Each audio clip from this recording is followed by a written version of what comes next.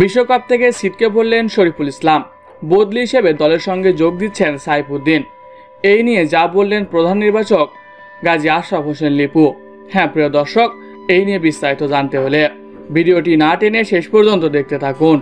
আর আপনি যদি আমাদের চ্যানেলে নতুন হয়ে থাকেন তাহলে এক্ষুনি সাবস্ক্রাইব করে রাখুন। ইতিমধ্যে সাবস্ক্রাইব করে থাকলে আপনাকে অসংখ্য ধন্যবাদ।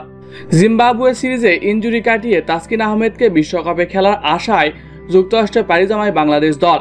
তবে টি-20তে প্রথম ম্যাচ থেকেই নতুন সহ অধিনায়কের আশায় থাকবে টাইগাররা। এদিকে ভারতের বিপক্ষে প্রস্তুতি ম্যাচে চোট পায় শরীফুল ইসলাম। প্রথম ম্যাচেই খেলা নিয়ে সতর্ক থাকায় নতুন দুঃসংবাদ এসেছে, তার হাতে 6টি সেলাই দিতে হয়েছে। বাংলাদেশ দলের চিকিৎসক দেবাশিস চৌধুরী এক ভিডিও বার্তায় শরীফুলের চোটের সর্বশেষ ঘটনাটি তুলে ধরেন। তিনি বলেন, শেষের দিকে বল আটকাতে গিয়ে তার বাম হাতের তর্জনীয় মধ্য আঙ্গুলের জয়েন্টে চোট পান শরীফুল। মাঠে তাকে প্রাথমিক চিকিৎসা দেওয়ার পর শেষে তাকে নাসাউ ইউনিভার্সিটি মেডিকেল সেন্টারে স্থানান্তর করা হয়।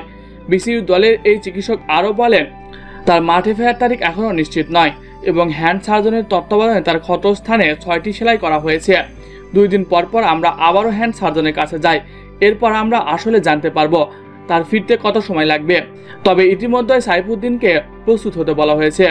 এবারে বিশ্বকাপের সবথেকে হতভাগা ক্রিকেটার সাইফুদ্দিন, কেননা তার নাম আইসিসিতে পাঠানোর পরেও তাকে বাদ দিয়েছিল নির্বাচকরা। তবে ভাগ্য যার সহায় থাকে তার নাকি সবই হয়। অবশেষে শরীফুলের ইনজুরিতে আবারও বিশ্বকাপ দলে যুক্ত হতে পারে সাইফুদ্দিন। তো প্রিয় দর্শক, শরীফুলের ইনজুরিতে বিশ্বকাপ দলে অন্তর্ভুক্ত হচ্ছে সাইফুদ্দিন। এটা দেখে আপনাদের মতামত কি কমেন্ট বক্সে জানিয়ে দিন। এছাড়াও খেলাধুলার সকল আপডেট সবার আগে পেতে হলে আমাদের চ্যানেলটি সাবস্ক্রাইব করতে ভুলবেন না। ধন্যবাদ সবাইকে।